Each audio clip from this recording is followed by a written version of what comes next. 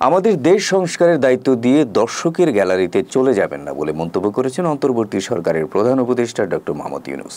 বুধবার জাতির উদ্দেশ্যে দেয়া ভাষণে তিনি একথা বলেন। আমরা সংস্কার চাই, আমাদের একান্ত অনুরোধ, আমাদের উপর যে সংস্কারের গুরু দায়িত্ব দিয়েছেন সেই দায়িত্ব দিয়ে আপনারা দর্শকের গ্যালারিতে চলে যাবেন না।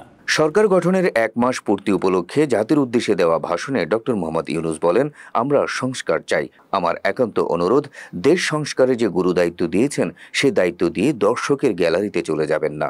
আপনারা আমাদের সঙ্গে থাকুন, আমরা একসঙ্গে সংস্কার করব। তিনি বলেন, একটি জাতির সংস্কার শুধু সরকারের সংস্কারের উপর নির্ভর করে না। আপনারা নিজ নিজ জগতে সংস্কার আনুন।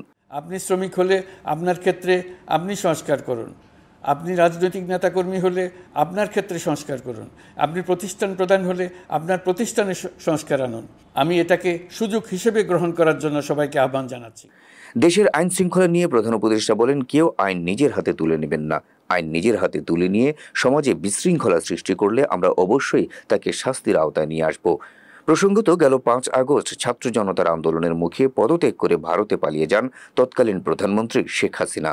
এরপর 8 আগস্ট ডক্টর মোহাম্মদ ইউনূসকে প্রধান উপদেষ্টা করে দেশে অন্তর্বর্তী সরকার গঠিত হয়। ছাত্র শ্রমিক জনতার বিপ্লবের লক্ষ্যের প্রতি সমর্থন জানিয়েছেন, সংস্কারের কাজে পূর্ণ সহযোগিতা দেওয়ার আশ্বাস দিয়েছেন।